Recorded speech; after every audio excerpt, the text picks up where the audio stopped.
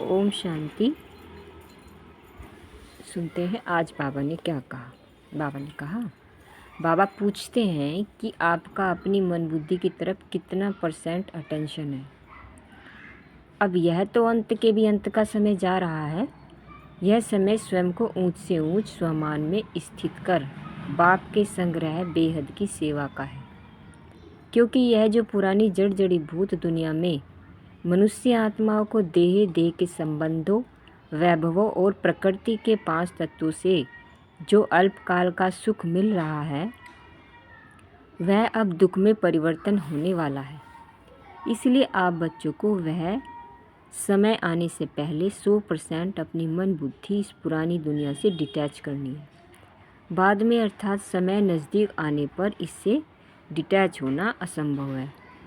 अभी आप बच्चों को समय का भी और बाप का भी फुल सहयोग है। इसलिए ज़्यादा सोचो मत कि कोई भी या किसी भी तरह का दुनियावी कार्य मेरा है, वह मुझे ही करना पड़ेगा, वह मेरी ही ड्यूटी है।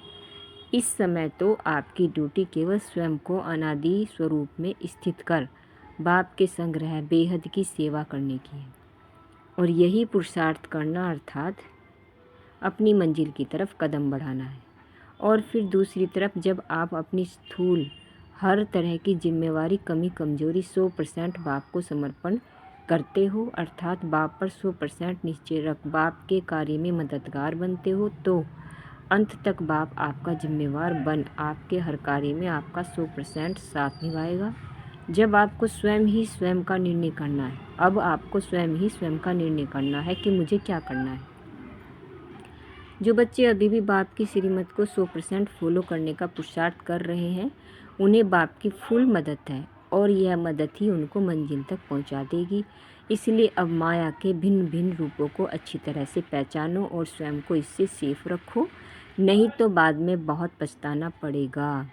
अब आप बच्चों का पुरुषार्थ बहुत ऊंचा होना चाहिए, अर्थात इस दुनिया से 100% न्यारा है बाप का प्यारा बनने का पुरुषार्थ होना चाहिए। अभी तो फिर भी हर बच्चे को यथाशक्ति बाप का सहयोग मिल रहा है, परंतु कुछ ही समय के बाद बाप समान बनने का पुरुषार्थ करने वाले बच्चों को ही बाप का सहयोग मिलेगा।